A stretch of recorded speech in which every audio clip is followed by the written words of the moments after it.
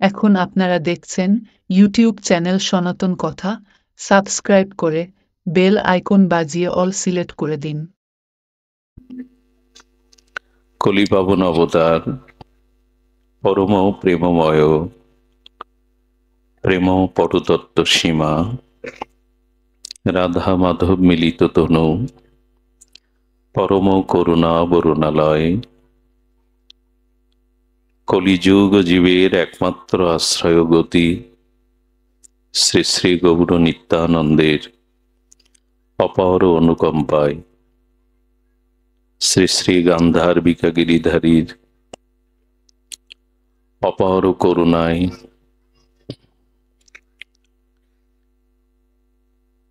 বঙ্গবসুন্ধরার মকসেদপুরস্থ প্রভাকর দিয়ে আঁকড়াতে ভুবনমঙ্গল বিশ্বপাবন যুবধর্ম শ্রী শ্রী হরিনাম সংকীর্তন মহাযজ্ঞের পূর্বে ভাগবতীয় ভক্তিযজ্ঞ অমীয় সুধা যজ্ঞের যে পরম আয়োজন, সেই পরম আয়োজনে শ্রীমন্দির শ্রী অঙ্গনে হরিকথার শুভারম্ভে অস্মদীয় জীবনধন জীবন সর্বস্ব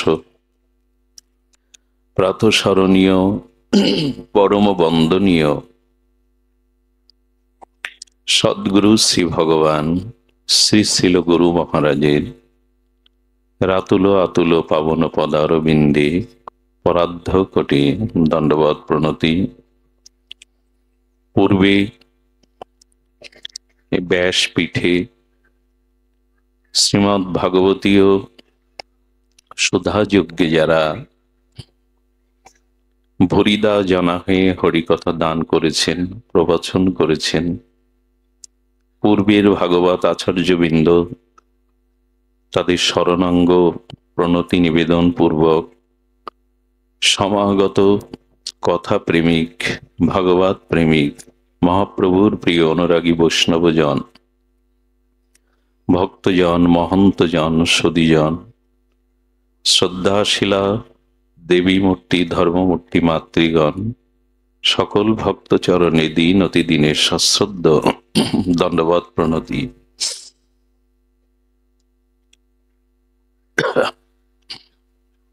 সদীজন,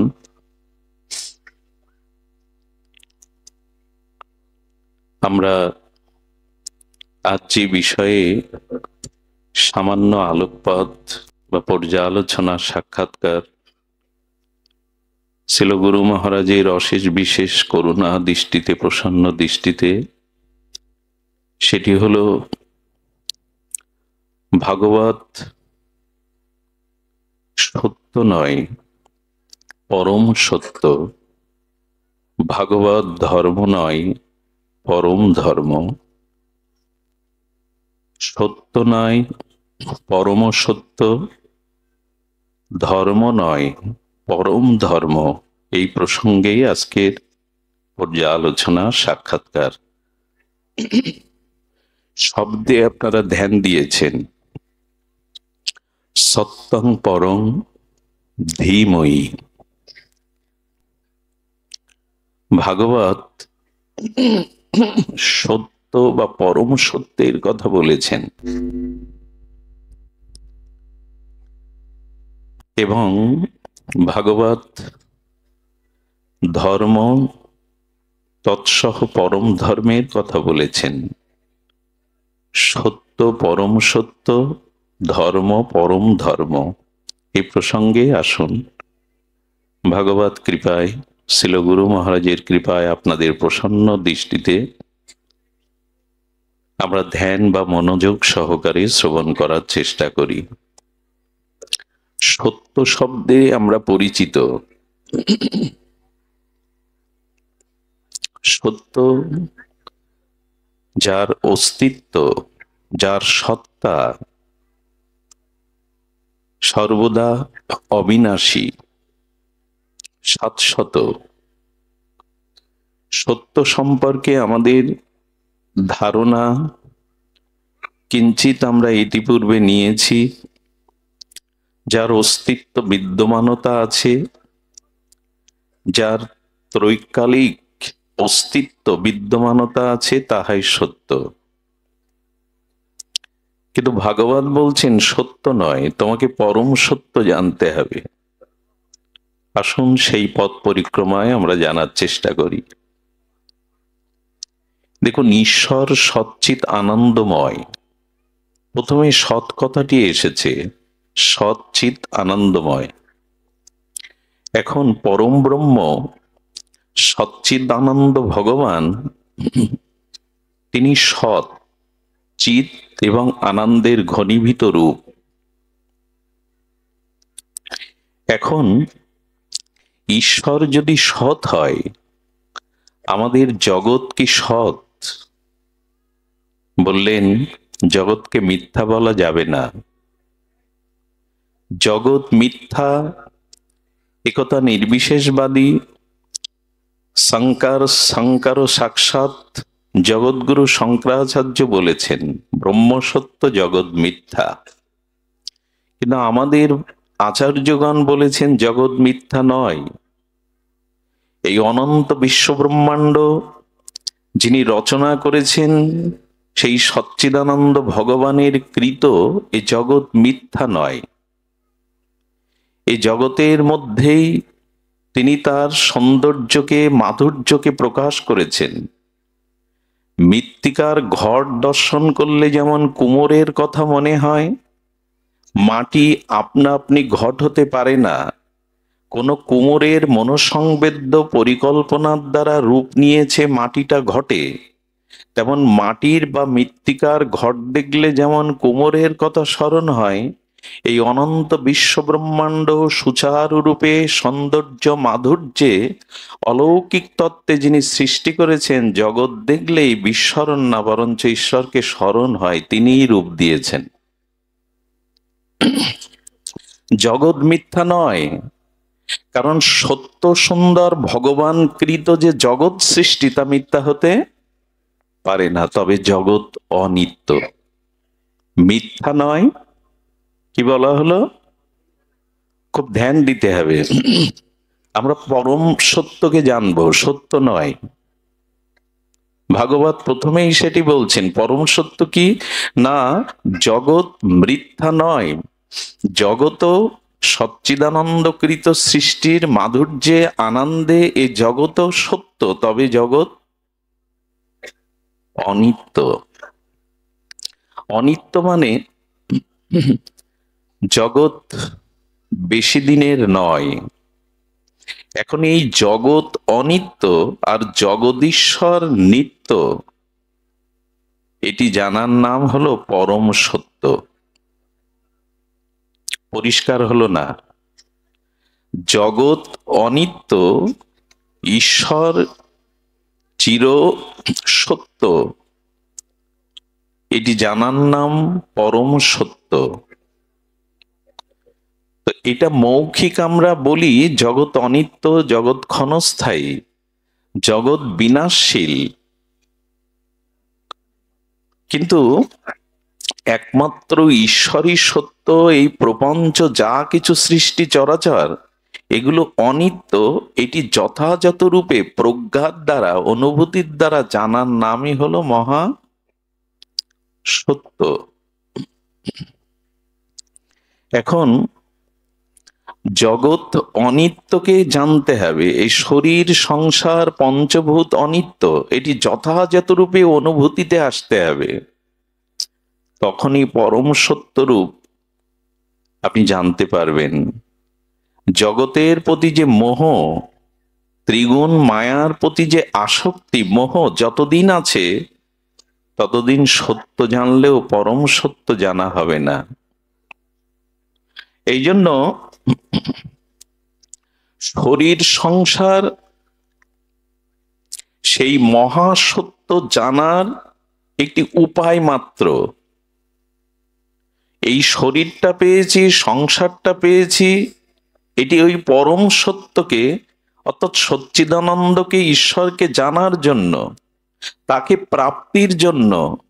কিন্তু এগুলি যদি তার প্রাপ্তির পথে, তার ভজনের পথে অন্তরায় হয়, অন্তরায় তো হয়েই গেছে। দেহ নিয়ে, সংসার নিয়ে আমাদের মাতামাতি তো কম না, আমাদের আসক্তি তো কম না।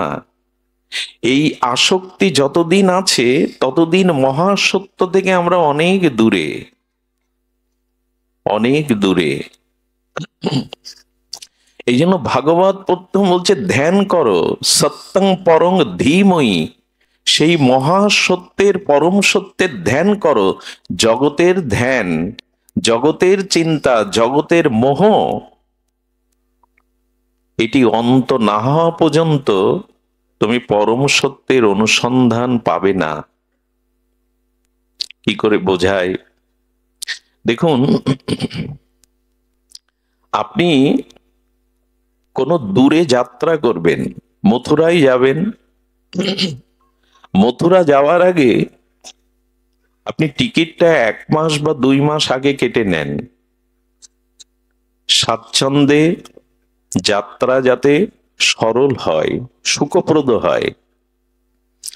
টিকিটটা কাটার পর উপযুক্ত সময়ে আপনি উপস্থিত হন, সেই রেল স্টেশনে উপযুক্ত সময়ে উপস্থিত হন, ট্রেনেও উঠলেন, আপনার কামরায় সিটেও উঠলেন। এখন ট্রেনের কামরাতে সিটে ওঠার পরে যদি কেউ জিজ্ঞাসা করে আপনি ট্রেনে উঠেছেন কেন, সিটে বসার জন্য, কি উত্তর হবে? সিটে বসার জন্য ট্রেনে উঠেছেন। মথুরাতে বা গন্তব্যে পৌঁছাবো বলে ট্রেনে উঠেছি, সিটে বসছেন কেন? বলে যাত্রাটা সুখকর হবে, দাঁড়িয়ে তো যাওয়া যায় না, এই জন্য সিটের প্রয়োজন। কিন্তু সিটে বসবার জন্য ট্রেনে উঠেছে কি? একটু পরে জল বের করলেন, জল টল গুছিয়ে নিয়েছেন খাদ্যাদি। কেউ যদি প্রশ্ন করে ট্রেনে উঠেছেন কি জল খাওয়ার জন্য, উত্তর কি হবে? একই উত্তর হবে, মথুরায় যাব বলে উঠেছে, কিন্তু পিপাসার্ত জল একান্ত প্রয়োজন। আচ্ছা, আপনি ক্ষুধাতে খাদ্য খাবার যেটা প্রস্তুত করে গৃহ থেকে প্রস্তুত করে এনেছেন, সেটা খাওয়ার বেলায় যদি একই প্রশ্ন করা হয়, ট্রেনে উঠেছেন কি খাওয়ার জন্য, বললো না, মথুরায় যাওয়ার জন্য, কিন্তু খাওয়াটা প্রয়োজন। রাত এলে যখন ঘুমাচ্ছেন, দূরের যাত্রা, ট্রেনে উঠেছেন কি ঘুমানোর জন্য, বললো না, ঘুমানোটা প্রয়োজন, খাওয়াটা প্রয়োজন, বসাটা প্রয়োজন, জলপানটা প্রয়োজন, কিন্তু লক্ষ্য হলো মথুরায় যাওয়া। আচ্ছা, ট্রেনের কামরাতে আপনি একা নন, নানান বয়সী, নানান বিচিত্র মানুষ আপনার চারপাশে। সময় যত গড়িয়ে যায় তত সম্বন্ধ তৈরি হয়ে যায়। কেউ কাকা, কেউ কাকিমা, কেউ বন্ধু। ছোট বাচ্চা থাকলে স্নেহের পাত্র হয় কিনা, সম্বন্ধ হলো কিনা একটা আলাপ পরিচয়ের মধ্যে, একে অপরের মধ্যে পিতা মাতা ভ্রাতা বন্ধু কাকা সজ্জন পুত্র সম সম্বন্ধ হয়ে যায়। কেউ যদি প্রশ্ন করে এই সম্বন্ধ করার জন্য কি ট্রেনে উঠেছেন, বলো এটা যাত্রাপথে তো হয়েই থাকে, এটা যাত্রাপথে তো হয়েই থাকে। আচ্ছা, মথুরার অগ্রে 2টি বা 5টি স্টেশনের আগে যাকে কাকা বলেছেন, যাকে পিতার মতো সম্মান করেছেন, সে নেমে যাচ্ছে। আপনি কি বলবেন আপনি নামবেন না, আমার সাথে চলুন? একথা বলেন কি কেউ? আপনার স্টেশন এসেছে, গন্তব্য এসেছে, আপনি নামবেন না, আপনার সাথে আমার একটা আন্তরিক সম্বন্ধ হয়ে গেল, তো আপনি নামবেন না। আচ্ছা, বিনিময়ে যদি উনি বলেন বাবা তুমি আমার সাথে নামো, আমি তোমার আন্তরিকতা ভুলতে পারছি না, আপনি নামবেন তো? 2 স্টেশন আগে নামবেন? নামবেন না। আচ্ছা, আপনি ট্রেনের যথাযথ মথুরাতে আসার পরে, আপনার গন্তব্যে পৌঁছানোর পরে ওদের কোনো অনুরোধ বা ওদের মায়ায় আপনি কি থেকে যাবেন, না নামবেন আপনার গন্তব্যে? পরম সত্যটা হলো কি জানেন? এই ট্রেনটাকেই সংসার মনে করুন। এখানে আপনি উঠেছেন সেই পরম সত্যের কাছে পৌঁছানোর জন্য, যার কাছ থেকে এসেছিলেন। যার কাছ থেকে এসেছিলেন ওইখানে গন্তব্য। আচ্ছা, নদীর সৃষ্টি কোথা থেকে? নদীর সৃষ্টি কোথা থেকে? সাগর থেকেই তো। তো সাগর থেকেই নদীর সৃষ্টি। এখন লক্ষ্য করবেন, ওই সাগরে বাষ্প হয়ে মেঘমালা হয়ে মেঘটা তো আর সাগরেই পতিত হবে এমন নয়। মেঘটা ভাসতে ভাসতে কোথাও না কোথাও সেই সমুদ্রের জল, নদী জল গিয়ে সমুদ্রে মিশেছে, সমুদ্রের জল বাষ্প হয়ে মেঘ হয়েছে, মেঘ হয়ে ভাসমান মেঘটা অন্য কোনো স্থানে বৃষ্টিপাত করেছে। সেটা হিমালয়ে হতে পারে, হিমালয় থেকে গড়িয়ে খাল বিল হতে পারে, নদ নদী হতে পারে। তারপরে লক্ষ্য কোথায়? নদীতে, আবার লক্ষ্য সমুদ্রে। আমরা এসেছি, মানে আমরা অংশ, ভগবান অংশী। আমরা অংশ, ভগবান অংশী। আমরা তার কাছ থেকে এসেছি। গন্তব্য আমাদের সেই পরম সত্যময় সচ্চিদানন্দ পরম ব্রহ্মের কাছে ফিরে যাওয়া। মাঝখানে সংসার রূপ ট্রেনে উঠে পড়েছি। এখানে খেতে হয়, খাও। যাত্রা পথটা তো তোমাকে সুখময় করতে হবে। পিতা পুত্র কন্যা কুটুম্ব আত্মীয় স্বজন পাতাতে হয়, পাতাও। সম্বন্ধের খাতিরে তাদের প্রতি কর্তব্য করতে হয়, করো। খাও দাও ঘুমাও খেলা করো বিনোদন করো, কিন্তু তোমাকে তোমার স্টেশনে নামতে হবে। এরা তোমার সাথে কেউ যাবে না। এইটি তত্ত্বত অনুভূতির দ্বারা জেনে যাওয়ার নামই হলো পরম সত্য। এটা জানা আপনাদের হতে পারে অনুভবী জন, আপনারা ভজনশীল জন, আমার জানা হয়নি।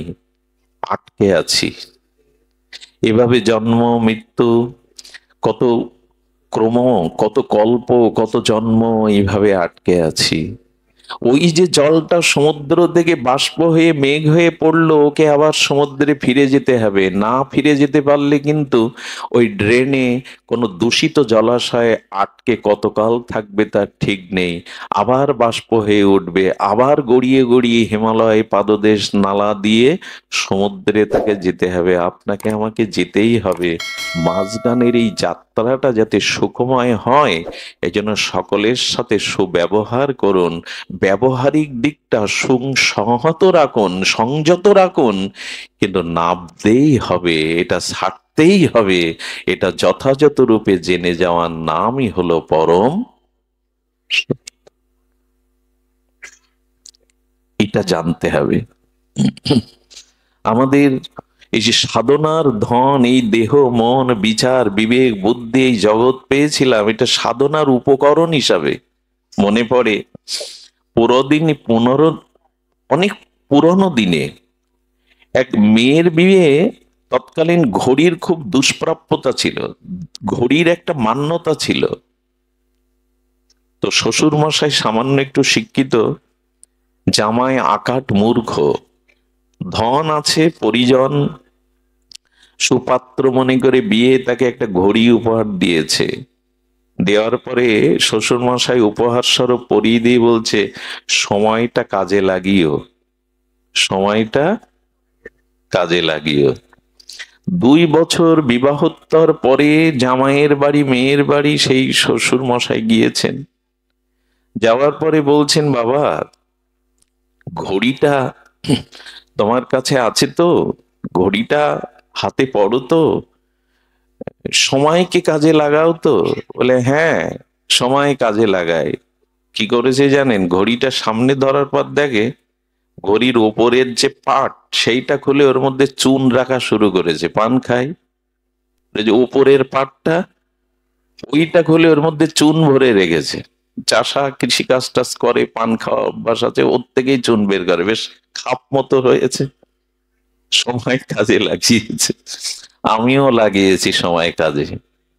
দেহ পেলাম, সংসার পেলাম, বিবেক পেলাম, বিচার পেলাম, ভাগবত পেলাম, তুলসী পেলাম, নাম পেলাম, অনুরাগী ভক্ত সঙ্গ পেলাম, কিন্তু সময় কাজে লাগাইনি, অন্য কাজে ব্যয় করে দিয়েছি। ঘড়ির খাপ খুলে চুন রাখতে শুরু করেছি, বেশ করেছি, সময় খুব কাজে লাগিয়েছি, সময় কিন্তু চলে যাচ্ছে, সময়কে পাওয়া যাবে না, খুব ভুল হয়ে যাচ্ছে, পরম সত্যের পথে এসে বড় ভুল হয়ে যাচ্ছে। এই জন্য শাস্ত্রে বলছেন এটি সাধনার ধন হিসাবে কাজে লাগাও, সময়টাকে কাজে লাগাও। এই জন্য মহাসত্যকে জানতে গেলে দেখুন, সংসারের স্বরূপকে আমরা এখনো বুঝতে পারিনি। সংসারের স্বরূপকে এই প্রহলিকা মায়ার মোহ, যে দুর্তার্য মায়া, দুর্লঙ্ঘনীয় মায়া, একে ঠিক বুঝতে পারিনি। যাদেরকেই এমন করে মোহমায়ায়, মায়াতে মুগ্ধ হয়ে আবিষ্ট হয়ে আছি, বুঝতে পারিনি এরা কেউ সত্য নয়, এরা মহাসত্যের পথে বাধা, এই মোহ, এই মায়া। এই জন্য আমাদের কিঞ্চিত উচিত হবে এই মোহ মায়া থেকে নিজেকে মুক্ত করার চেষ্টা করা, পরম সত্যের সন্ধান করা। এই জগৎ একরকম স্বপ্নই, এই জগৎ একরকম স্বপ্নই, সংসার স্বপ্ন মানো। ছিল ঠাকুর নরোত্তমের এই মহাবাণী, সংসার স্বপ্ন মানো। আর সংসার স্বপ্ন মেনেছি। মনে পড়ে এক ভদ্রলোকের সকালবেলা উঠে শুনলেন পুত্র মারা গেছে।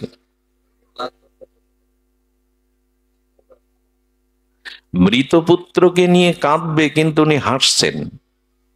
স্ত্রী ভাবলো যে পুত্রহারা পিতার শোকের কারণে তিনি উন্মাদ হয়ে গেছেন, স্মৃতিশক্তি হারিয়েছেন। স্ত্রীর মুখপানে চেয়ে বললেন, আমি স্মৃতিশক্তি হারাইনি, তবে পুত্র হারিয়ে আপনি হাসছেন, কখনো আবার কাঁদছেন। বললেন, আমি কাঁদবো না হাসবো, বিচার করছি। কথা বলেন না, কি বিচার করছেন? আমি ভোরবেলা স্বপ্ন দেখলাম আমি রাজা হয়েছি, আমার পুত্র জন্ম নিয়েছে, রাজপুত্র। সকালবেলা উঠে দেখছি এই পুত্র মারা গেছে। এখন ওই রাজা হওয়ার, রাজপুত্র প্রাপ্তিতে হাসবো, না এই পুত্র হারিয়ে কাঁদবো, এটাই বিচার করে পাচ্ছি না। বলেন, ওটা তো স্বপ্ন, এটা তো সত্য। বললেন, ঠাকুর মশাই বলে দিয়েছেন, ভাগবত বলে দিয়েছে, সংসারটাও একরকম স্বপ্ন। তো সংসার যদি স্বপ্ন হয়, ওটাও যদি সত্য হয়, আমি বিচার করছি, ওটার প্রাপ্তিতে আমি হাসবো না এটা হারানোর জন্য কাঁদবো, কি বিচার দেখুন। হ্যাঁ, রাতের স্বপ্নটা ক্ষণিকের, আর সংসারের স্বপ্নটা একটু দীর্ঘ সময়। এটা স্বপ্ন ছাড়া কিছু নয়। এইভাবে তত্ত্ব অনুভূতির দ্বারা জেনে যাওয়ার নাম হলো পরম সত্যকে জানা। এই জন্য ভাগবতের প্রথম শ্লোকে এসেছে সত্যং পরং ধীময়ী, সেই পরম সত্যের ধ্যান করো। এই জগৎ তোমার বেশি দিনের নয়। এই জন্য শাস্ত্র বলেছেন মহাসত্যের জানার জন্য তোমাকে এই উপলব্ধিতে আসতে হবে। ত্রিগুণময় এই মায়ার সংসার অনেকটা স্বপ্নের মতো, একে সত্য ভেবে আঁকড়ে ধরে ভুল করেছি। সূচনা ছিল পরম সত্যকে জানা। দ্বিতীয় শব্দটা কি ছিল? দ্বিতীয় শব্দ ছিল সত্যং পরং ধীময়ী। আচ্ছা, আমরা ধ্যান দিয়ে শুনছি তো, ভাগবত শ্রবণ করতে হবে কিন্তু ধ্যানের দ্বারা। এ গ্রন্থ সাধারণ গ্রন্থ নয়, এটি কোনো পুস্তক বা গ্রন্থ নয়। ভগবানের থেকেও যার বেশি কৃপা করুণা এই বিশেষত যুগে, তিনি হলেন ভাস্বর ভাস্কর ভগবানের অভিন্ন কলেবার শ্রীমৎ ভাগবত। ভাগবত সাধারণ গ্রন্থ নয়, সর্ববেদান্ত সার অমল পুরাণ শ্রীমৎ ভাগবত। এর বক্তাও আশ্চর্য, এর মধ্যে মহামহিমাও বড় আশ্চর্য। যারা শ্রবণ করে অনুভূতি দিয়ে, যারা ব্যক্ত করে, তারাও আশ্চর্যবোধ। আচ্ছা, আমাদের রাজর্ষি জনকের স্ত্রীর নাম ময়না। কি নাম? ময়না। তো ময়না রাজর্ষি জনকের কাছে একদিন প্রশ্ন করছে, আপনি বলতে পারেন বর্তমান কালে এই বিশ্ব ব্রহ্মাণ্ডের মধ্যে শ্রেষ্ঠ সাধুকে? রাজর্ষি জনক বিচার করে বললেন, আমার দৃষ্টিতে সকলেই সাধু, কিন্তু সর্বাগ্যে দুইজন। একজন হলেন দেবশ্রীপাদ নারদ, আর একজন হলেন পরমহংস শিরোমণি কুলতিলক সুখদেব গোস্বামী। বলেন দুইজন হয়ে গেল, তো আমি একজনকেই বেছে নিতে চাইছি। বলে তাহলে তুমি পরীক্ষার দ্বারা বেছে নাও, আমি দুজনকে আহ্বান করছি। প্রথমে নারদ এলেন, ছোট একটা আসন। সেই ছোট আসনে নারদকে পাদর্ঘ্য দিয়ে পাদ প্রক্ষালন করে আসনে বসিয়েছেন। বসানোর পরে কিছুক্ষণ পরে সুখদেব গোস্বামী এসেছেন। ওই যে পরমহংস, এই জগতের মায়া যাকে স্পর্শ করতে পারেনি, তো পরমহংস ছিল সুখদেব গোস্বামী, এসে আবেশেই বসেছেন। কে পাশে বসে এসে খেয়াল করেননি। দুজনকে আরতি প্রদর্শন করালেন ময়না। আরতি প্রদর্শন করিয়ে প্রণাম করতে গিয়ে ওই দুজনের মাঝখানে অল্প একটু জায়গায় ময়না বসে গেলেন। এখন যেই বসেছে, নারদ উসখুস করছে, পেছাচ্ছে, মানে মাতৃ স্পর্শ পাচ্ছে, তো পেছাচ্ছে, পেছনে যাচ্ছে, এই করতে করতে উনি পড়েই গেছেন। সুখদেব গোস্বামী নির্বিকার, নীরব। রাজর্ষি জনক বললেন, বিচার হয়ে গেছে? বলে হ্যাঁ রাজর্ষিপাদ, বিচার হয়ে গেছে। কারণ নারদের এই বোধ আছে কে নারী এবং কে পুরুষ। এই জন্য আমি আসনে বসাই উস্কুট করতে করতে উনি স্থান থেকে পড়ে গেলেন। কিন্তু সুখদেব গোস্বামীর এই চিন্তা ভেদ নাই, কে নারী কে পুরুষ, উনি সর্বত আত্মদর্শন করেন। কে নারী কে পুরুষ এই ভেদ নাই, উনি সর্বত আত্মাকে দর্শন করেন, পরমাত্মাকে। এই জন্য আমার দৃষ্টিকোণে ভাগবতের বক্তা হলে এই পরমহংস শ্রী সুখদেব। এটা সাধারণ গ্রন্থ নয়, কে বলছেন দেখুন। এই জন্য ভাগবত শুনতে হবে সাবহিত হয়ে। মহাপ্রভু শুনতেন সাবহিত হয়ে, খুব সতর্ক হয়ে। কারণ ভাগবত উপলব্ধি আনতে, আমি গতদিন বলেছিলাম, গুরু দ্রোণাচার্য কৌরব পাণ্ডবদের একত্রিত করেছেন। কার কেমন মেধা, মুখস্থ শক্তি, আমি একটা পরীক্ষা নিতে চাই। একটা শব্দ উচ্চারণ করে বললেন, তোমরা ওটা বলো, সত্যং বদ। সত্যং বদ। সবাই, আচ্ছা এটা মুখস্থ করতে আপনার যে সময় লাগে, সত্যং বদ, আপনারা বলতে পারবেন এই মুহূর্তে? সবাই বলল, একজন বলতে পারলো না। গুরু দ্রোণাচার্য বললেন, তোমার বলা উচিত ছিল, পারা উচিত ছিল, বলে একটু সময় দিন। 3 দিন ধরে জিজ্ঞাসা করে যাচ্ছেন, তোমার মুখস্থ হয়েছে? বলল না। 3 দিন বাদে প্রণাম করে এসে বললেন, হে আচার্য, এবার আমার ওটা মুখস্থ হয়েছে। কি বলেছিলাম? সত্যং বদ। 3 দিন কেন লাগলো? প্রথম যেদিন বললেন সত্যং বদ, মানে সত্য বলো, আমি বিচার করে দেখলাম আমার জীবনে তো সব সত্য বলি না, মুখে বলবো কি করে, বুলি আওড়াবো কি করে।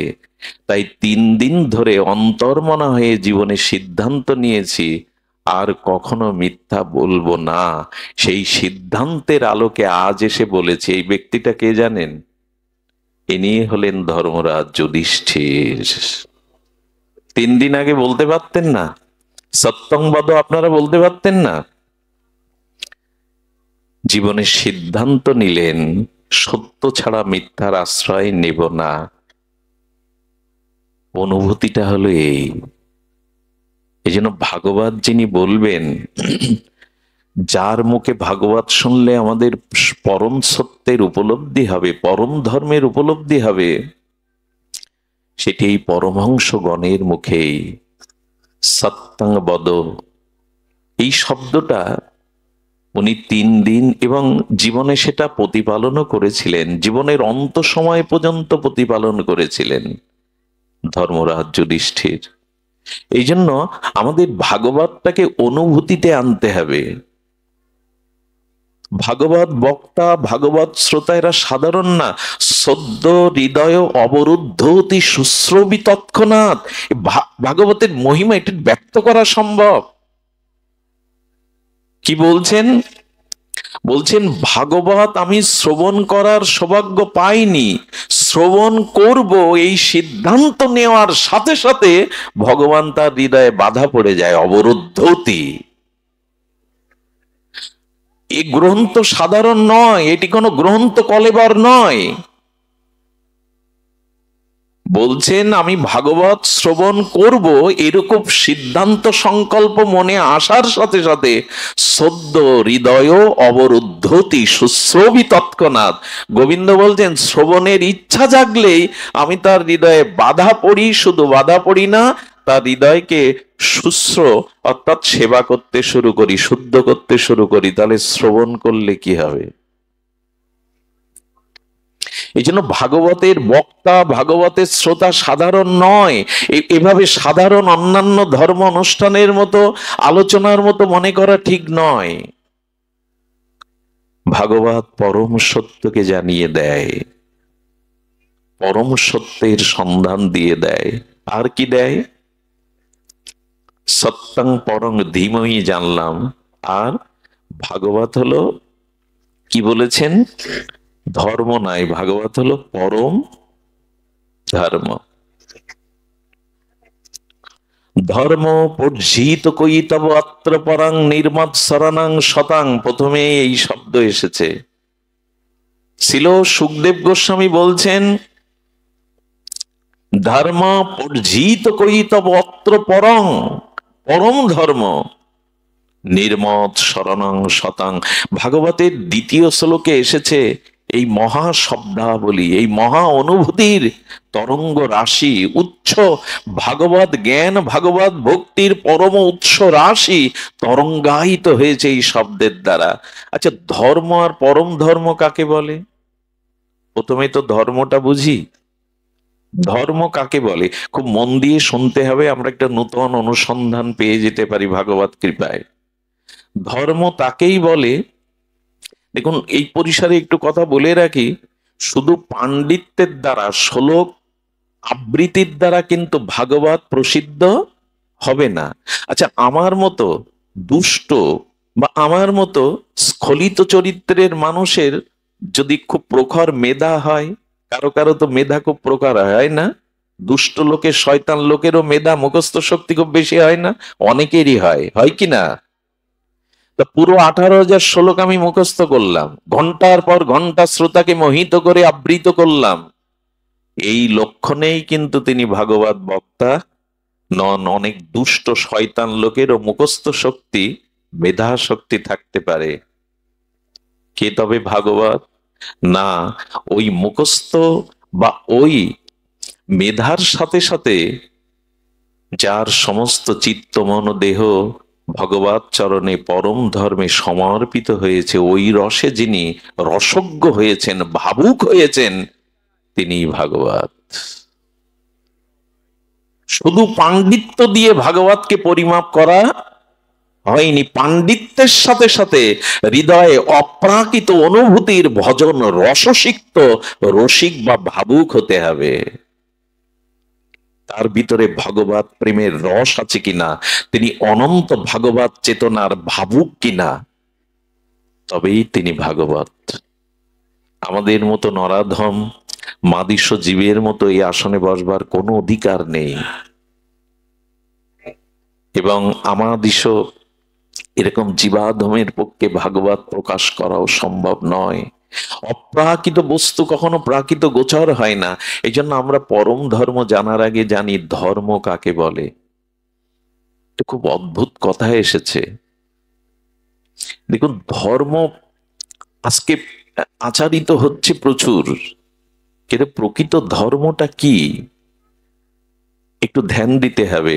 রাবণ সারাটি জীবন তার পাণ্ডিত্য, আমার মনে হয় রাবণের পাণ্ডিত্যের মতো পাণ্ডিত্য ভূমণ্ডলে খুব কম ছিল। আমরা তো মুখস্থ করে শ্লোক মুখস্থ করতে পারি না, দেখে দেখে বলি, আর অনর্গল শ্লোক রচনা করে বলতেন। তার মেধা, তার বিদ্যা বৈদুষ্য জগতে বড় বিখ্যাত রাবণের। রাবণ কৈলাসে গিয়ে কৈলাস উঁচু করে ধরতেন। পার্বতীকে শিব ঠাকুর মাঝে মাঝে বললেন, ভূমিকম্প হচ্ছে নাকি পার্বতী? বললেন, কৈলাসে তো প্রভু আপনি আছেন, ভূমিকম্প হওয়ার কথা না, আপনার এক শিষ্য এসেছে। তো শিষ্য এসে কৈলাস নাড়া দিচ্ছে কেন? বলি, এটাই ওর প্রণামের ধরন।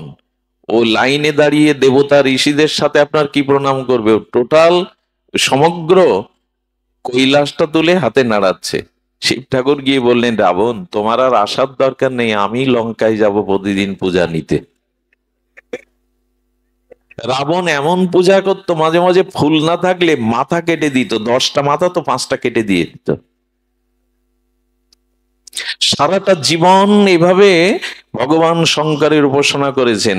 আর রাম ভগবান রঘুপতি একদিন মাত্র রামকে, এই ভগবান শঙ্করকে অভিষেক করেছিলেন রামেশ্বরে। কদিন করেছিলেন? একদিন। উপাসনা কদিন করলো? রাবণ সারা জীবন। যুদ্ধে কে জয়ী হলো? একদিনের পূজাতেই ভগবান শঙ্কর, ওনারও তো উপাস্য ভগবান শঙ্কর রাবণের। শঙ্কর তাকে বিজয় এনে দিতে পারেনি। সংকেত কি দিল জানেন? ধর্মকর্ম সারা জীবন করলাম, পূজা পার্বণ শ্রবণ কীর্তন সারা জীবন করলাম, কিন্তু প্রকৃত ধর্ম উপলব্ধি করতে পারলাম না, পাওয়া যাবে না।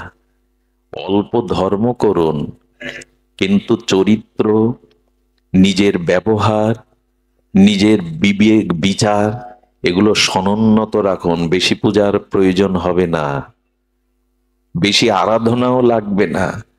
এখন তো স্রোতের মতো বইছে ধর্ম, স্রোতের পূজা পার্বণ যাগ যজ্ঞ স্রোতের মতো বইছে।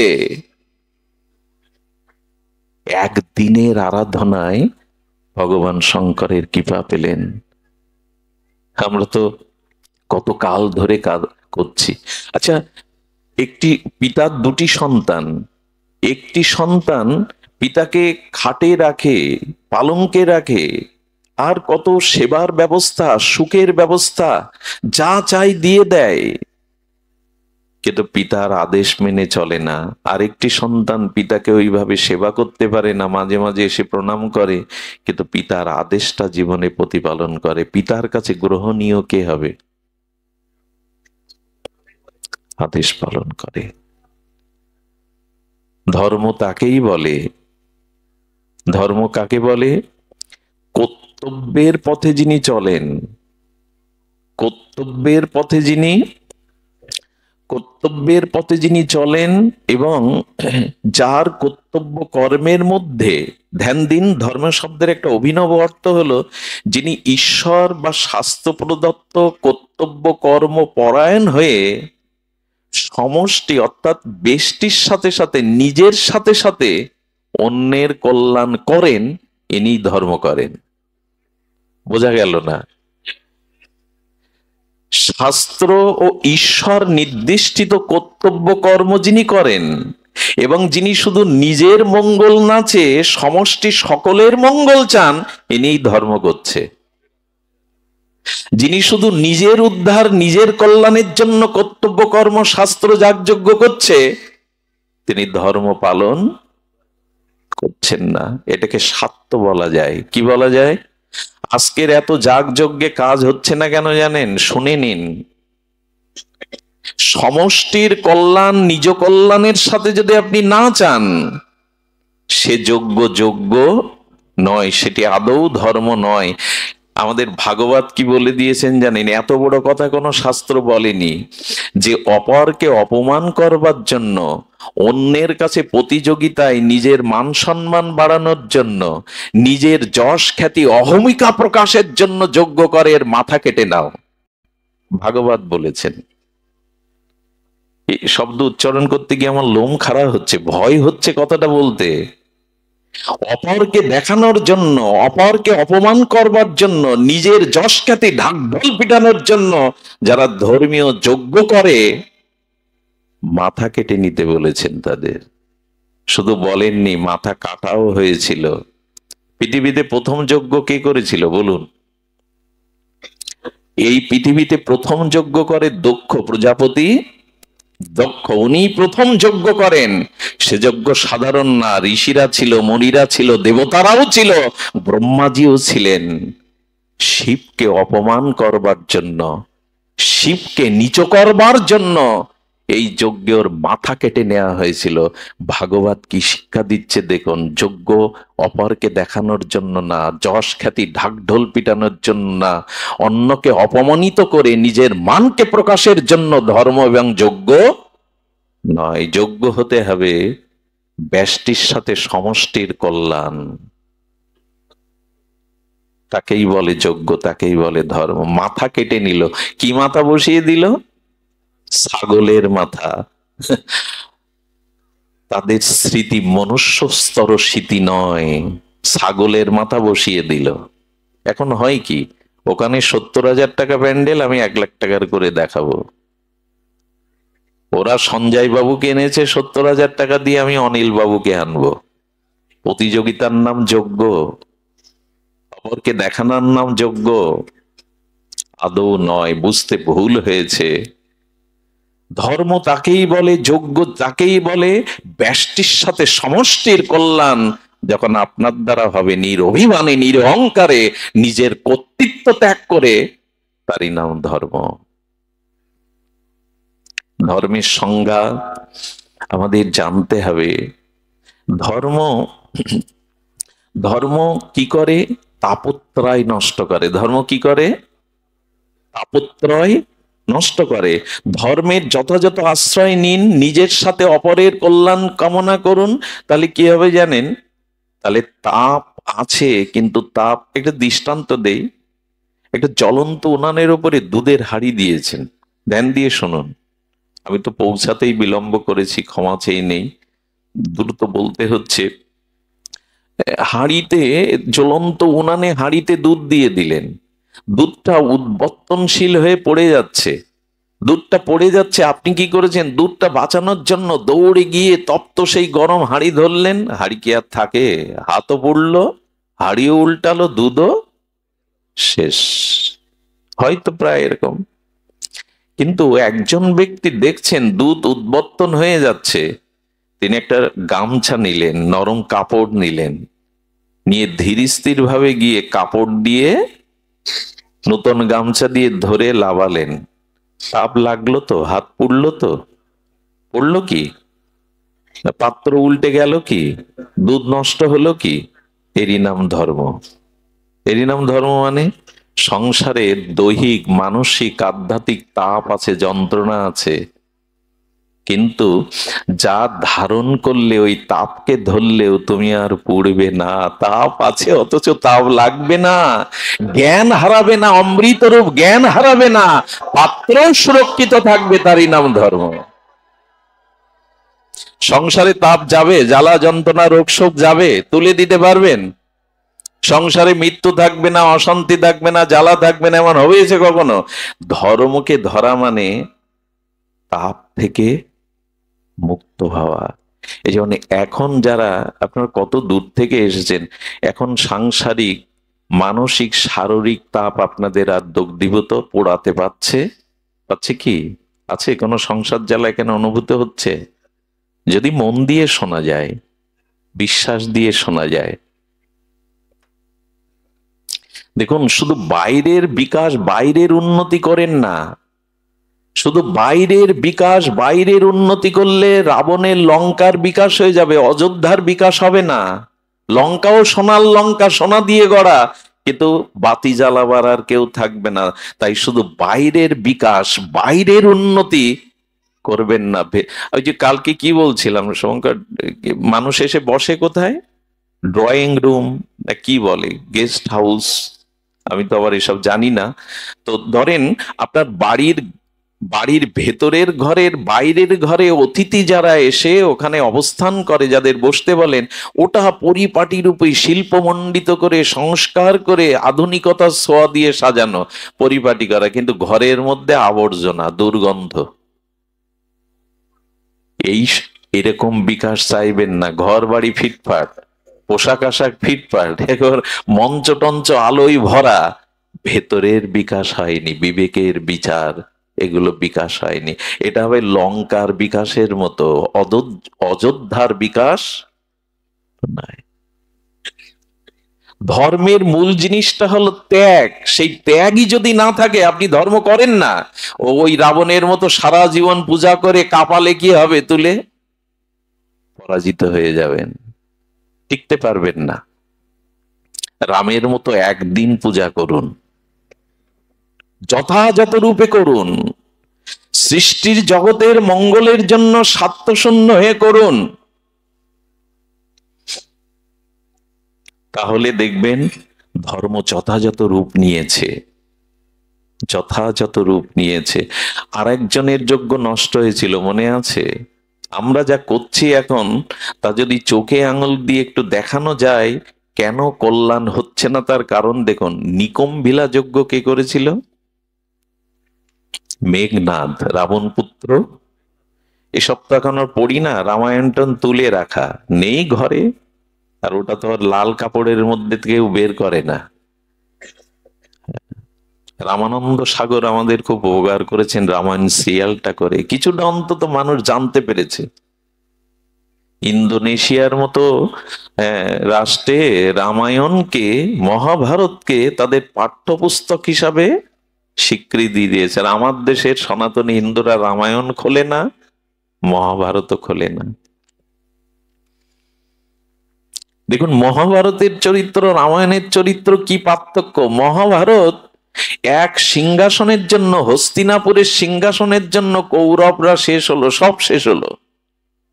এক সিংহাসন নিয়ে যতুগৃহ রচনা, বিষ খাইয়ে মারতে যাওয়া, দ্রৌপদীর বস্ত্রহরণ, বনবাস, কুরুক্ষেত্রের যুদ্ধে রক্তের গঙ্গা বয়ে যাওয়া, বিধবার অশ্রু, এমনি করে সব শেষ। আবার অযোধ্যার এক সিংহাসনের অবস্থা দেখুন। ওখানে এক সিংহাসনে ভরতকে বসাবে বলে রাম বনবাসে চলে গেল, ওই একই সিংহাসনের জন্য।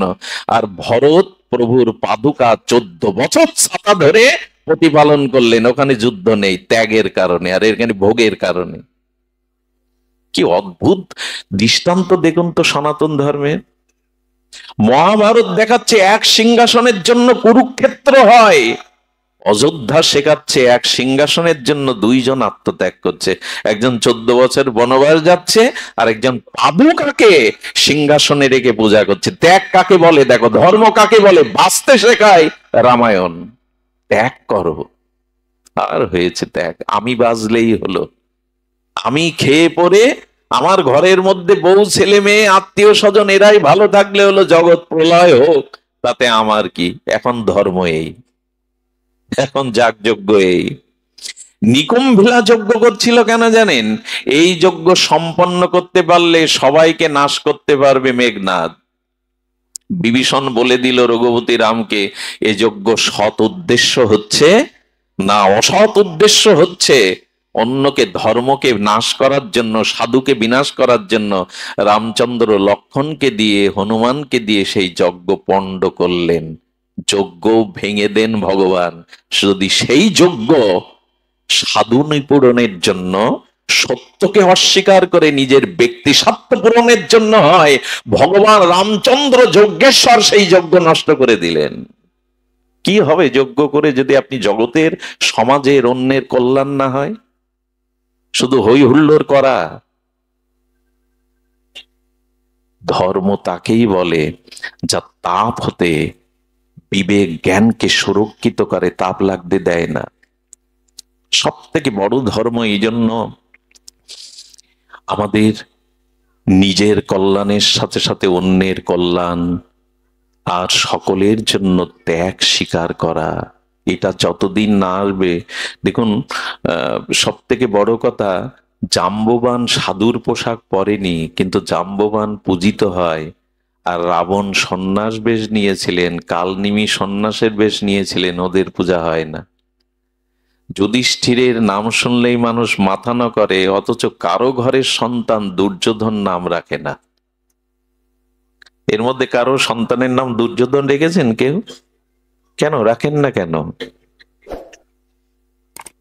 অর্জুন নাম রাখা হয়, নকুল সহদেব রাখা হয়। ত্যাগ আনুন। ধর্ম মানে অনুষ্ঠান নয়, ধর্ম মানে আমার মতো পোশাক পরিচ্ছদ নয়। জাম্ববান ভাল্লুক, ওনার সাধুর পোশাক নেই, কিন্তু রামের পাশে উনি পূজিত হন।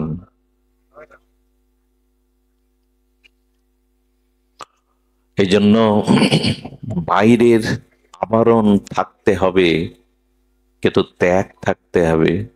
আমাদের ভিতরে অপরের কল্যাণ চিন্তা থাকতে হবে। দুটো যজ্ঞ নষ্ট হলো, আর দুটো যজ্ঞ পূর্ণ হলো।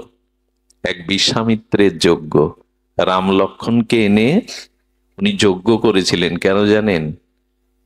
এই যজ্ঞে রাবণের সমস্ত অনুচরগণ এসে ঋষিদের মেরে যজ্ঞ নষ্ট করে দিত। যজ্ঞ করলে জগতের হিত হবে, ফসল হবে, বৃষ্টি হবে, প্রতিকূলতা আসবে না।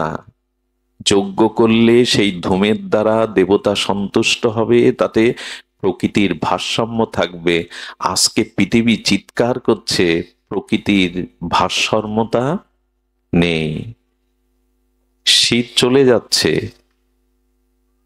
ঋতুচক্রের আমূল পরিবর্তন এসেছে, মানুষ নূতন রোগ ভাইরাসে আক্রান্ত হচ্ছে। একটা কারণে, মানুষ নিজের স্বার্থের জন্য সব কিছু নষ্ট করে ফেলছে ভোগের জন্য।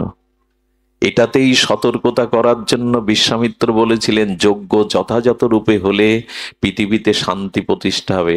আজকে গাছ বাঁচাও, এই কথাটা কারা বলেছে? আজকে সরকার লিখছে যে বৃক্ষ নিধন করো না, অথচ সনাতন ধর্ম বৃক্ষকে কোটি কোটি বছর আগে পূজার আসনে বসিয়েছে, সিঁদুর দিয়ে জল ঢেলে তাকে দেবতার পূজার আসনে বসিয়েছে। কারা কারা শিখিয়েছে এটা? সনাতন ধর্মকে আমরা উপলব্ধি করতে পারিনি, এটা কত বিশ্বজনীন ধর্ম। সারা পৃথিবীতে দেখবেন কোন অনুষ্ঠান হলে তাদের মতো ক্রিয়ায় তারা তাদের মঙ্গল কামনা করে। সনাতন ধর্মের ক্ষুদ্র থেকে বৃহৎ অনুষ্ঠানে মঙ্গল কামনা হয় বিশ্ববাসীর। সর্বে ভবন্তু সুখিনঃ, সর্বে সন্তু নিরাময়া, সর্বে ভদ্র। এত উদার বাণী এই ধর্মের। পৃথিবীর সকলেই সুখী হোক, সকলেই মঙ্গল লাভ করুক, কেউ যেন দুঃখ না পায়। সেই উদার, সেই জগৎ কল্যাণের ধর্মকে আজকে আজকে জল দূষণের জন্য বলা হচ্ছে, কিন্তু আমরা জলকে পূজা করি, বৃক্ষকে পূজা করি, হোমের দ্বারা ঘৃতর দ্বারা বায়ুকে বিশুদ্ধ করি, বিল্লপত্র, হ্যাঁ, জট ডুমুর, ঘৃত, ধুনা দিয়ে আমরা বাতাসকে পবিত্র করি। বাতাসের পূজা আজকে দরকার, দূষিত হয়ে যাচ্ছে প্রকৃতি। এই জন্য বলছেন, দেখুন, ক্রিয়ার বিপরীতে একটা প্রতিক্রিয়া, বিপরীতে প্রতিক্রিয়া আসবে। এই জন্য সনাতন এত বৈদিক শাশ্বত আদর্শ থাকতেও অভিশাপ লাগে কখন জানেন? এই ধর্মের প্রকৃত চর্চা না হওয়ায়, গবেষণা না হওয়ায়, ধর্মের মৌলিক তত্ত্বটা না জানায়। এই ধর্ম থেকে মানুষ এখন অন্য ধর্মেও চলে যাচ্ছে। এর থেকে বড় কলঙ্কের আর কি আছে, ব্যর্থতার কি আছে? শুধুমাত্র অনুশীলনের অভাব, শুধুমাত্র এই ধর্মটাকে যথাযথ রূপে উপলব্ধির অভাব। এই জন্য ভাগবত প্রয়োজন। ধর্ম আমরা জানলাম, ধর্ম মানে ব্যষ্টির সাথে সমষ্টির কল্যাণ। ধর্ম মানে শাস্ত্র নির্দিষ্টিত কর্তব্য কর্ম পরায়ণ হয়ে সকলের কল্যাণের নিমিত্তে কর্ম করা। আসুন আমরা এই যজ্ঞ শুরু করি। আর একজন যজ্ঞ করেছিলেন দশরথ, তার উদ্দেশ্য ছিল ভগবানকে পুত্র রূপে পাওয়া, সুসন্তানের জন্য যোগ্য। আমার মনে হয় দশরথের মতো সনাতন হিন্দুর ঘরে এখন সুপুত্র পাওয়ার জন্য যজ্ঞ করা উচিত, তপস্যা করা উচিত। ভালো পুত্র চায়। এই সনাতন সনাতন ধর্মের উত্তরাধিকার ভাবে সুসন্তান চায়। দশরথ যজ্ঞের দ্বারাই রাম ভগবানকে এই এই চার রূপে পরম ব্রহ্মকে তিনি পেয়েছিলেন। শুধু ভক্তমণ্ডলী, এই জন্য আমরা ধর্মের সংজ্ঞাটি সামান্য জানলাম, যে ধর্ম ব্যষ্টির সাথে সমষ্টির কল্যাণ, ধর্ম কর্তব্য পরায়ণতাই হলো ধর্ম। আমি এই জন্য আপনাদের কাছে আবারও অনুরোধ করব, যেটুকু ধর্ম আচরণ, যাগ যজ্ঞ, যে পূজা পার্বণ যেটুকু করবেন, তার অর্থ জেনে, তার সরলাত্ম জেনে, তার মর্মাত্ম জেনে, যাতে জগৎ জীবের কল্যাণ চিন্তায় সেটা সমর্পিত হয়, এটাই ধর্ম। যাকে ধারণ করলে আর তাপ আর বিনাশ আসবে না, সেইভাবেই যেন আমরা ধর্ম প্রতিপালন করি। কিন্তু পরম ধর্ম কাকে বলে? আমরা আজকে আলোচনার বিষয়বস্তু ছিল কি সত্য নয় পরম সত্য, ধর্ম নয় পরম ধর্ম। ভাগবত এই জন্য অনন্য গ্রন্থ। ভাগবত ধর্মের কথা শুধু শেখায়নি, পরম ধর্মের কথা শিখিয়েছে। পরম ধর্ম কাকে বলে আমরা এটি প্রসঙ্গে একটু আলোকপাত করব। পরম ধর্ম কি সেটা জানতে হবে। পরম ধর্ম হলো ভগবানের সাথে সম্বন্ধের দ্বারা একান্ত যুক্ত হওয়া। পরম ধর্ম হলো কোনো একটি সম্বন্ধের সাথে ভগবানের সাথে যুক্ত হওয়া। কথাটি আমরা আরো একটু বিস্তার বা প্রকাশ করবার চেষ্টা করি যাতে আমাদের অনুধাবন হয়। ধর্ম মানে ঈশ্বরের সাথে যুক্ত হওয়া। যদি বলেন আমরা কি বিযুক্ত, আমরা বিযুক্ত নয়, যুক্ত। তবে ঈশ্বরের সাথে আমার এখনো কোনো নিবিড় সম্বন্ধ রচনা হয়নি। এই জন্য ধর্মে আছি, পরম ধর্মে উঠতে পাচ্ছি না। ধ্যান দিন, উপনিষদ বলেছেন রসবই স, অর্থাৎ সেই পরম ব্রহ্ম কি, তাকে তুলনা করা হয়েছে কি দিয়ে? রস। রসবই রসই, তিনি রস, তিনি রসময়। পরম ব্রহ্ম হলো রস। এই রস কাকে বলে? পরম ধর্মে যেতে গেলে রসের অনুসন্ধান চাই। রস বই স, এ রস কাকে বলে জানেন? সন্তানের ক্ষুধার্ত মুখ দেখে মায়ের হৃদয়ে করুণার উদ্বেগ হলো। সেই করুণার কারণে ক্ষুধার্ত সন্তানের মুখপানে চেয়ে তার বুক থেকে দুগ্ধ স্খলিত হতে লাগলো। এরে বলে রস। বোঝা যায় কি? বোঝা যায় না। মায়ের বুকে সন্তানের সম্বন্ধ বা নারীর টানে তাকে দেখার সাথে সাথে তার ভিতর থেকে যে স্নেহ, করুণা, মমতা খরিত হয়ে রক্তবিন্দু থেকে অমৃত দুগ্ধ রূপান্তরিত শুধু হলো না, স্তন থেকে খসে পড়তে লাগলো। এরই নাম রস। রসই প্রেম, প্রেমই রস। ভগবানের সাথে প্রেমের সাথে কোনো সম্বন্ধ যখন যুক্ত হয়ে, সেই সম্বন্ধ যুক্ত প্রেম যখন স্নেহ দ্বারা বিগলিত হবে ভাবের দ্বারা, সেই প্রেম পরিপক্ক দশায় ভাবের দ্বারা, স্নেহের দ্বারা বিগলিত রূপ নেবে, তারই নাম রস। রস মানে, রস মানে চমৎকারিত্ব, লোকত্রিয় আস্বাদনের আনন্দের নাম হলো রস। রস কথাটা যদি সহজভাবে বুঝি তাহলে বুঝতে হবে প্রেম। প্রেমই রস, রসই প্রেম। মায়ের চিত্তে সন্তানের জন্য যে প্রেম, ভালোবাসা, স্নেহ, মমতা আছে, ওটার জন্য স্নেহ রক্ত থেকে দুগ্ধ খরিত হয়। ভগবানের সাথে কোনো সম্বন্ধ যদি শুধু প্রেমের সম্বন্ধ হয়, আর ওই প্রেমের স্নেহ বিগলিত হয়ে যদি হৃদয় থেকে আনন্দ রস খরিত হয়, এরই নাম পরম ধর্ম। কি করে বোঝায়, সে বোঝানোর ক্ষমতাই তো নাই। তবে এইটুকু বুঝি, এই রস আবার অবস্থান ভেদে এক এক রূপ নেয়। এই রস আবার অবস্থান ভেদে এক এক রূপ নেয়। ওই পরম ব্রহ্ম কিন্তু রসময়। ঈশ্বরকে কি বললো উপনিষদ? রস বই রস। ঈশ্বর কি? ঈশ্বর রসময়। এই রস আবার যখন শ্রীধাম বৃন্দাবনে গোকুলে যশোদা অঙ্গনে আসেন ওই রস, তখন তার নাম হয় শ্রীকৃষ্ণ রস। ওই পরম ব্রহ্মের রস যখন অযোধ্যার কৌশল্যার কোলে আসে, তখন হয় রামরূপ রসব্রহ্ম। ওই রস যখন কাশীতে, বারাণসীতে রস ঘনীভূত রূপ নেয়, তখন হয় শিব। বোঝা গেল কি?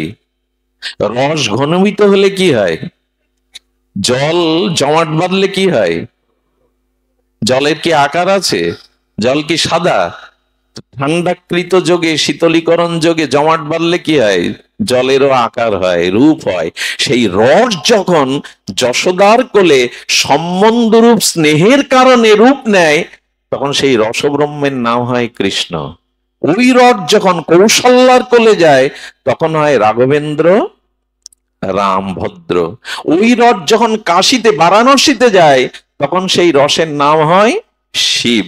ওই রস যখন যোগী মনি ঋষিদের চিত্তে আসে, তখন সেই রসের নাম হয় কি? নাম হয়, নাম হয় বিশুদ্ধ শান্ত রস। যোগী ঋষিদের কি রস আছে ভেতরে? শান্ত রস। ওখানে ওরা জগৎ থেকে সমস্ত অন্তর্মনা হয়ে ওই শান্ত অবস্থায়, কোনো কামনা বাসনা তাদের আর নেই। যোগী ঋষিদের চিত্তে ওই রস এলে কি রস হয়? শান্ত রস। আচ্ছা, ওই রস যদি কোন সেবকের চিত্তে প্রবেশ করে, তখন হয় দাস্য রস। বোঝা যায় মা? ওই রস যখন, ওই প্রেম যখন কোন দাসের ভিতরে প্রবেশ করে, তখন তার নাম হয় দাস্য রস। ওই রস যখন কোন সখার ভিতরে প্রবেশ করে, বন্ধুর ভিতরে, তখন সেটা হয় সখ্য রস। ওই রস যখন কোন মায়ের ভিতরে প্রবেশ করে সন্তানের জন্য, তখন হয় বাৎসল্য রস। কিন্তু আর একটা রস আছে, যে রসটা প্রেমী এবং প্রেয়সীর, যখন প্রেয়সীর মধ্যে ওই রস প্রবেশ করে প্রিয়ার জন্য, প্রীতমের জন্য, তখন হয় ওটা মধুর রস। আমাদের উপাসনাটা এই রসের। আমাদের উপাসনাটা শুষ্ক না, শুধুমাত্র ভগবান তুমি সর্বশক্তিমান, ফুল চল ছড়ালাম, মন্ত্র ঝাড়লাম, এরকম না। আমাদের উপাসনাটা হলো রস উপাসনা। কে জানিয়ে গেছেন এটা? শ্রীমান মহাপ্রভু। এই রস ঘনীভূত হলে, যখন ঘনীভূত হয় এই রস যখন অনেকগুলো মূর্তি ধরে পরম চিন্ময় আনন্দে মগ্ন হয়, তার নাম রাস। এই রস ওখানে, ওখানে রাধা কৃষ্ণ নেই, ওখানে গোপীরা নেই, ওখানে রস এক একটা রূপ নিয়েছে। রসের ঘনীভূত রূপ হলো রাস। আর ওই রাস মহাপ্রভু হরিনামের মধ্যে দিয়ে গেলেন। এবার ওই রাস মিলিত আস্বাদন, আমি মনে হয় একটু গভীরে যেতে চেষ্টা করছি। রাতও গভীর হচ্ছে, সময়ও গভীর হচ্ছে। আসুন, রস উপাসনা আমাদের শুষ্ক উপাসনা নয়।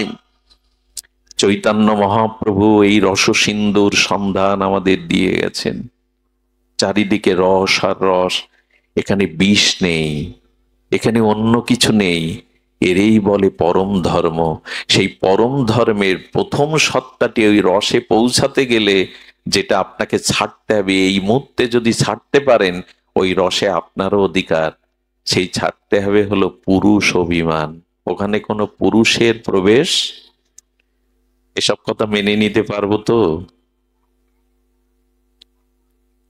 ওইখানে কোনো আচ্ছা, পুরুষের কেন নাই? নাই এই কারণে, পুরুষ শব্দটার একটা অর্থ হচ্ছে অহংকার। আমি তো কর্তা, আমি তো সব করি।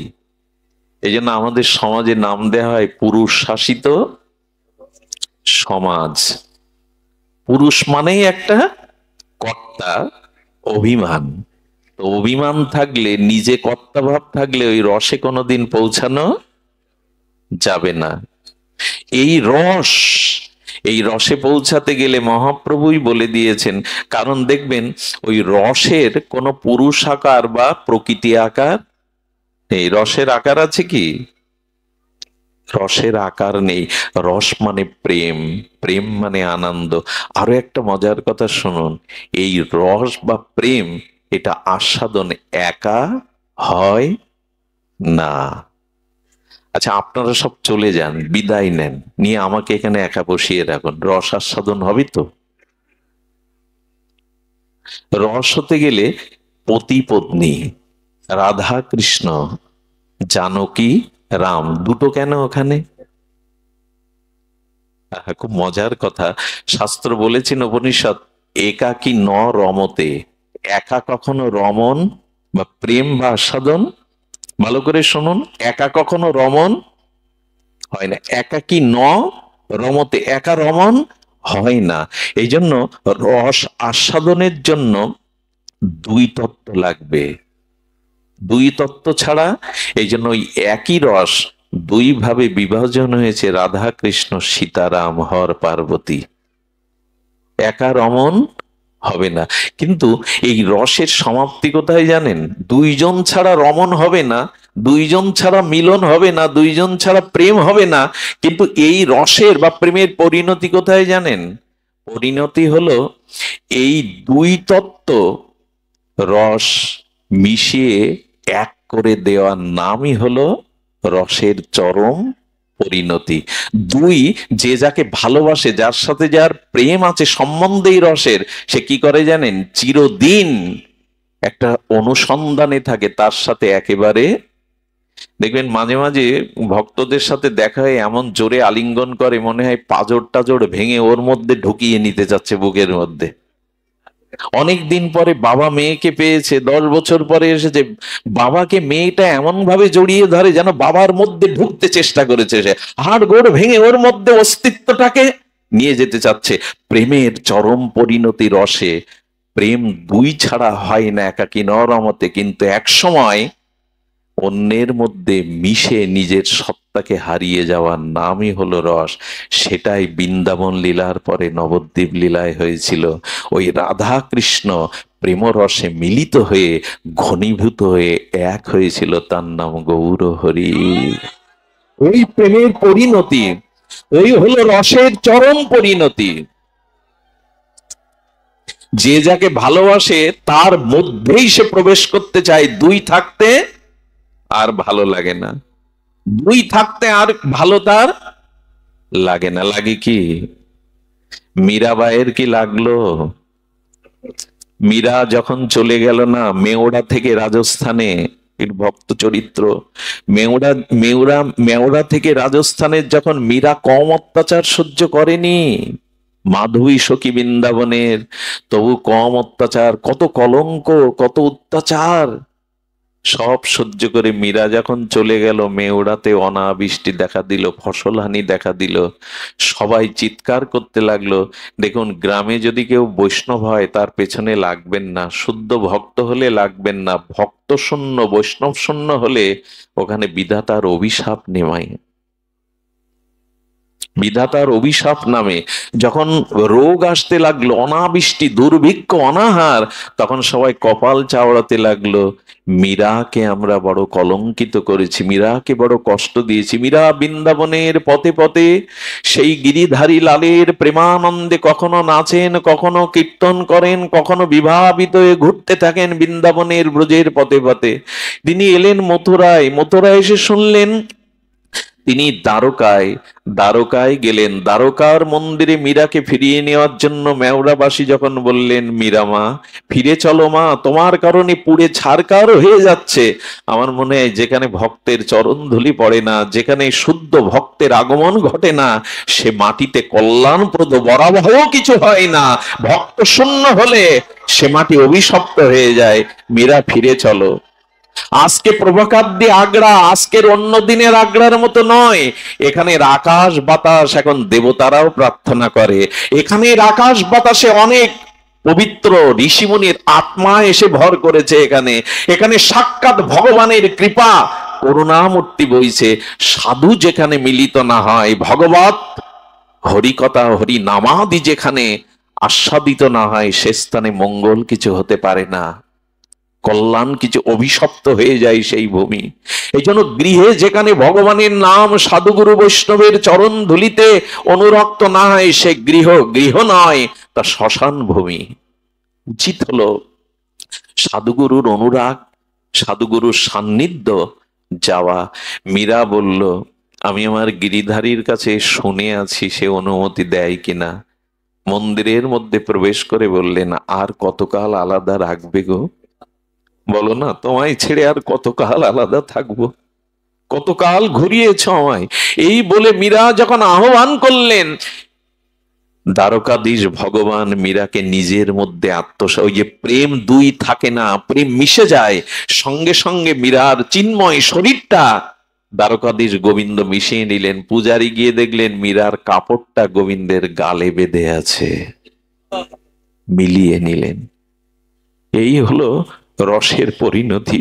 কবে তোমার কাছে ফিরে যাব, কবে তোমার হব। এই মরময় মৃত্যুময় যন্ত্রণাময় সত্যময় সংসার থেকে কবে তুমি তোমার কাছে আমায় নেবে, কবে একাকার হয়ে মিশে যেতে পারবো তোমায়। এই অভিলাষটাই হলো প্রেমের অভিলাষ, রসের উপাসনা। মহাপ্রভুর এই দশা হয়েছিল। তিনি তার প্রিয় পরম জগন্নাথের মধ্যেই মাথুর বিরহিনী রাধা ভাবে তিনি শ্যামসুন্দরকে দেখেই তো মিলিত হয়েছিলেন। নাও আমায় নাও। মাঝে মাঝে মহাপ্রভুর ওই রস মিলিত হওয়ার জন্য গম্ভীর গাম্ভীরার মধ্যে মহাপ্রভুর অস্থি মজ্জা রক্ত বিগলিত হয়ে দীর্ঘ হয়ে যেত।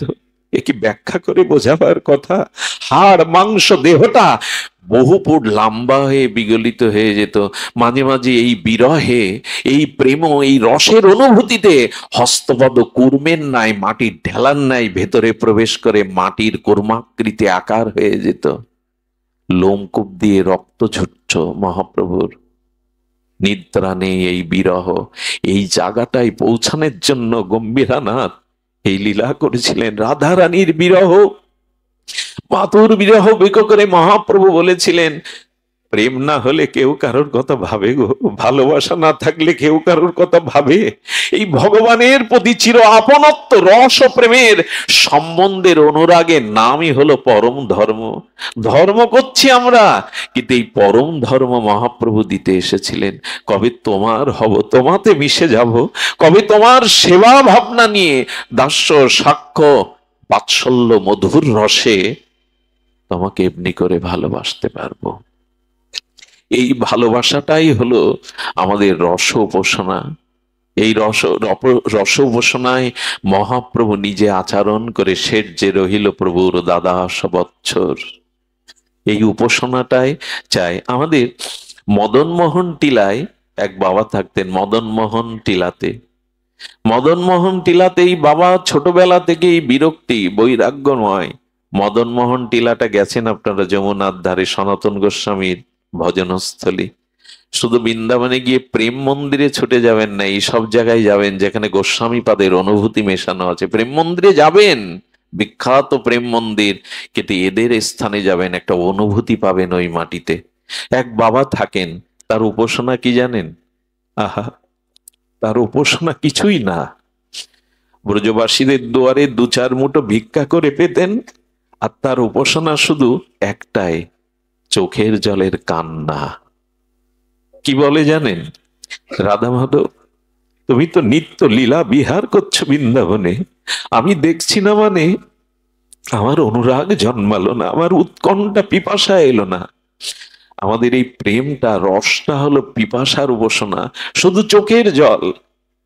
তবে লোককে দেখানোর জন্য না, আড়ালে বসে বসে কাঁদেন, হে প্রিয়া, হে প্রীতম, তোমরা তো নিত্য লীলা করছো, কবে কবে দেখা দেবে, কবে দর্শন? এটা আবেগ নয়। আড়ালে মাঝে মাঝে ওই হারানো প্রিয়কে পাওয়ার জন্য যদি বুকে ব্যথা জাগে না, দুপোটা প্রেমশ্রু বিগলিত হয় না, আর কবে পাবো তোমায়? যাদেরকে পেয়েছি তারা আমার চিরদিনের সাথী নয়, তারা আমাকে বোঝে না। কবে তোমায় পাবো? রাত দিন ঝোপ ঝাড়ে বসে কাঁদে, মাদু করে ভিক্ষা করে খায়। এই কাঁদতে কাঁদতে কাঁদতে কাঁদতে অন্ধই হয়ে গেল, চোখের জল পড়তে পড়তে দৃষ্টিহারা হলো। একজন বলছে, গোসাই, এতটা বছর ব্রজের পথে পথে কেঁদে অন্ধই হয়ে গেলে, কি পেলে তুমি? বলো, দেখো, আমি অন্ধ হয়েছি, কিন্তু আমার প্রিয়া প্রীতম তো অন্ধ না।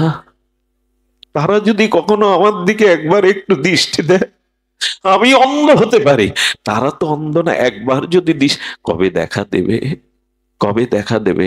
একদিন একদিন বসে বসে ঝোপের মধ্যে ওইভাবে কাঁদছে প্রিয় প্রীতমকে রাধা মাধব। লীলা, লীলা তো নিত্য বর্তমান, চিরন্তন, অবিচ্ছিন্ন তৈল ধারার ন্যায় লীলা চলছে। যেতে যেতে রাধারানী থমকে গেছে। শুনুন খুব মন দিয়ে, মাত্র 60-70 বছর আগের ঘটনা বৃন্দাবনে। থমকে দাঁড়িয়ে গেছে রাধারানী। করুণার ময়ী তো তিনি। শ্যামসুন্দর বললেন, রাধে, দাঁড়িয়ে গেলে একটা কান্না শুনতে পাচ্ছ মাতো? ওনার কানেই যায় এটা, বিগলিত করুণা রাজত্ব। বলছেন, একটা কান্না শুনতে পাচ্ছ প্রীতম? গোবিন্দ বললেন, আমি খেয়াল করিনি। বলো, কান পেতে শোনো, কাঁদছে একজন। আমার কি মনে হয় জানেন, খুব হৃদয়ের ব্যাকুলতা নিয়ে, উৎকণ্ঠা নিয়ে যদি হা গোবিন্দ, হা রাধে, হা গৌর বলে কাঁদেন, দাঁড়িয়ে যাবে। ভগবান সহ্য করতে পারে সবকিছু, ভক্তের চোখের জল সইবার মতো ক্ষমতা ভগবানের নেই। এখানে উনি পরাভূত হয়ে যান, ওখানে থমকে দাঁড়ান। গোবিন্দ বললেন, কানে আসছে, কে যেন কাঁদছে। রাধারানী বলছেন, কার জন্য কাঁদছে জানো? তোমার আর আমার জন্য। সারা জীবন কাঁদছে, তোমার আমার জন্য কাঁদছে। চলো না প্রীতম, চলো প্রীতম, চলো তাকে দেখা দিয়ে আসি। গোবিন্দ এলেন রাধারানীর সাথে। এসে গোবিন্দ ওনার কান্না ভুলানোর জন্য, দেখুন, গোবিন্দ ভক্তের চোখের জল সহ্য করতে পারে না। বাবাজিকে হাসাবে বলে এসে বলছে, বাবা, এভাবে কাঁদছো কার জন্য? স্ত্রী মরে গেছে? হাসাতে চেষ্টা করছেন গোবিন্দ। কণ্ঠস্বর শুনে মনে হয় অনেকদিন তো বৃন্দাবনে আছি, এমন কণ্ঠ তো কখনো শুনিনি। যার জন্য চোখের এত এত দিনের পিপাসা, কি তার কণ্ঠ? বলল, না, আমার তো স্ত্রী নেই। তবে কাঁদছো কেন? রোগ শোক জরা ব্যাধিতে? বললেন, না, আমি রোগ শোক জরা ব্যাধির জন্য কাঁদছি না। তবে কাঁদছো কেন? কাঁদছি কি জন্য? তোমাদের বললে তোমরা কি উপায় করতে পারবে গো? তোমরা পারবে উপায় করতে? এ জীবনে একটি বারের জন্য প্রিয়া প্রীতমকে দেখবো বলেই তো সারা জীবন কাঁদছি, বলে দিতে পারো তোমরা? রাধারানী যেই শুনেছেন প্রিয়া প্রীতমের জন্য, রাধারানীর চোখ বেয়ে বিন্দু বিন্দু অশ্রু পড়ছে। শ্যামসুন্দর বললেন, রাধে, তুমিও কাঁদছো? যাও, ওকে কৃপা করো। রাধারানী এসে বাবাজির চোখে কোমল হস্ত বুলিয়ে দিলেন। যেই হস্ত বুলিয়ে দিলেন, এই প্রেমময়ীর হস্তের ছোঁয়া পাওয়ার সাথে সাথে দৃষ্টি ফিরে পেয়ে সেই যে যুগল মাধুর্য মূরতি দেখলেন, দেখার সাথে সাথে মূর্ছিত হয়ে পড়ে গেলেন। বেশিক্ষণ তো দেখা যায় না। মূর্ছিত হওয়ার পরে যখন সংজ্ঞা ফিরল, কি বলবো, গোবিন্দ ভক্তের চোখের জল ঘুচায় না, বাড়িয়ে দেয়। কান্নাটা সেদিন থেকে আরো 10 গুণ বেড়ে গেল, আরো 10 গুণ বেড়ে গেল। বাবাজি মহারাজ এসে বলছেন, এত কাঁদছেন কেন? বলে, দেখা না পাওয়াই ভালো ছিল। ওই রূপ যারা নয়নে দেখে, ওই রূপ দেখার জন্য তাদের কান্না ছাড়া, হাহুতাশ ছাড়া আর কিছু বাকি থাকে না। বাবাজি মহারাজ ওই যে কাঁদতে শুরু করলেন। আচ্ছা, রাধারানী কি তাকে আরো কাঁদাবার জন্য ওখানে দেখা দিলেন? বললেন, না, এর 2 দিনের মাথায় বাবাজি প্রাপ্ত হয়ে গেলেন। রাধারানী তাকে চরণে নিয়ে নিলেন। ভক্তকে বেশি দিন দূরে রাখেন না, উনি দূরে রাখেন না। এই জন্য আসুন না, সংসারের জন্য, স্ত্রী পুত্রের জন্য আমাদের দুঃখ ব্যথা যন্ত্রণা পিপাসা অনেক। কবে রাধা মাধবের জন্য এমন হবে, কবে রাধা মাধবের জন্য এমন হবে। এই জন্য ভাগবতকে ভালোবাসুন, সাধুকে ভালোবাসুন। এর মধ্যে দিয়েই আমাদের প্রাপ্তিটা আসবে। এই রসের উপাসনা মানে কি জানেন? বাজারে চোখের জল কিনতে পাওয়া যায় না গো। এই যে যজ্ঞের যত উপচার, উপাসনার যত উপচার, এটি পাওয়া যায় না, এটি মেলে না। এই জন্য তবে চোখের জল, উৎকণ্ঠা, বিরহ এর সাথে হৃদয় লাগবে। শুধু তাকে পাওয়ার জন্য, তাকে চাওয়ার জন্য একটা সম্বন্ধ করে যে এই অনুরাগ, এই ভালোবাসা, একেই বলে রস উপাসনা, একেই বলে পরম ধর্ম। আমার বলবার অভিভাব ছিল এই পরম ধর্মের কথা। আমরা ধর্ম থেকে কবে পরম ধর্মের জন্য ব্যাকুল হব? তার জন্য এই ব্যাকুলতায় আমাদের জীবনে আসুক। অন্ধ বিল্বমঙ্গল চোখ অন্ধ করে দিয়েছিলেন, তোমাকে ছাড়া এ চোখে দেখব না। বৃন্দাবনের পথে পথে তিনি অন্ধ হয়ে ছুটে চলেছেন, আর বারবার সেই একটাই সঙ্গীত গেয়ে চলেছেন, আমার হাত ধরে তুমি নিয়ে চলো সখা, আমি যে পথ চিনি না। মনে আছে সেই ঘটনা বলেই আজকের পাঠ বিশ্রাম করি। সেই সরলার চম্পার কথা মনে আছে আপনাদের? অনেকবার আস্বাদন হয়েছে। 11 বছরের দুটো যমজ বোন, সরলা এবং চম্পা। ভাগ্য হয়েছিল এক ব্রজবাসীর মুখে ভাগবত শ্রবণে সেখানে কি বলছে জানেন? ওগো, কেউ যদি বৃন্দাবনে সাধু দর্শন পায়, তবে মহৎ সাধু দর্শনে এই গোবিন্দকে পাওয়া যায়। ভাগবতে এইটা ওরা বর্ষির মতো আটকে গেছে ওদের মনটা। বৃন্দাবনে গিয়ে যদি সাধু দর্শন হয়, সাধু কৃপা হয়, তাহলে গোবিন্দকে পাওয়া যায়, ব্রজেশ্বরকে পাওয়া যায়। সারা রাত না ঘুমিয়ে এই যমজ বোন, সত্য ঘটনা শুনুন, সরলা চম্পা সারা রাত ঘুমায়নি। কেন জানেন? দিদি একজন বোন, দিদি কাল ভোরবেলা চল, পায়ে হেঁটে আমরা ব্রজে যাই। ব্রজে যদি যমুনার কূলে যাই, তাহলে কোনো শুদ্ধ বাবাকে পাবো, ভক্তকে পাবো। আর বলেছেন তো বাবা ভাগবতে, শুদ্ধ সাধু দর্শন হলেই গোবিন্দ পাওয়া যায়। তারা মধ্যরাত্র থেকে না খেয়ে না দিয়ে সরলা চম্পা হাঁটতে শুরু করেছে। বেলা দ্বীপ্রহরের সময় যমুনা পলিনে পৌঁছালো, ক্লান্ত শ্রান্ত, তবু ওই উৎকণ্ঠা। প্রেম মানে কি জানেন? পিপাসা। এই পিপাসা, ভজন মানে পিপাসা। এই পিপাসা বুকে নিয়ে যখন যমুনার কূলে গেছে, দেখছে এক বাবাজি মহারাজ আছেন। বলল, ওই দেখ, জটা জুটোধারী এক সাধু এসছে, তার মানে আমরা গোবিন্দ পাবো। এই দৃঢ় ভাগবত বিশ্বাসে তারা আশায় বুক বেঁধেছে। একটু আড়ালে গেল। বাবাজি মহারাজ কি করেছে জানেন? বাবাজি মহারাজ তার কাঁধের ঝোলাটা রেখে, তখন তো বৃন্দাবন একটু অরণ্য, উনি বাহ্যক্রিয়া মলমূত্র ত্যাগের জন্য একটু গভীরে গেছেন। চম্পা বলছেন, সরলা দিদি, তুমি শুনেছি সাধু দর্শন হলে সাধুর পাত্রের মধ্যে ভগবান পাওয়া যায়, তুমি খুঁজতে যাকো, আমি পাহারা দিচ্ছি। থলের ভিতরে হাত দিয়ে প্রথমে একটা গীতা পেল, জপের মালা পেল, রাধাকুণ্ডের রস চন্দন পেল, সবশেষে দেখে একটা কাঠের ছোট বাক্স। বাক্সটা খোলার সাথে সাথে দেখে গোপাল বসে আছে, হাকুড়ে গোপাল। সরলা রে, এই দেখ, বলেছিলাম না সাধু দর্শন হলে গোবিন্দ পাওয়া যায়, এই দেখ গোবিন্দ সাধুর ঝোলার মধ্যেই আছে। সাধু দেখেছি মানে এই গোবিন্দ পাওয়া হয়ে গেছে। কিন্তু গোপাল তো ইতিপূর্বে দেখেনি, হাতে নিয়ে কাঁদছে সরলা। কেন জানেন দিদি? সাধুর জন্য গোপাল পেয়েছে, কিন্তু সাধু ভালো না, সাধু নিষ্ঠুর। বলো কেন? বলে, দেখ, এই ছোট্ট কাঠের বাক্সে রাখতে রাখতে গোপালের পাটা ভাঁজ হয়ে গেছে। কত কষ্ট পেয়েছে, ওরা তো জানে না হাকুড়ে গোপালের পা ভাঙা থাকে।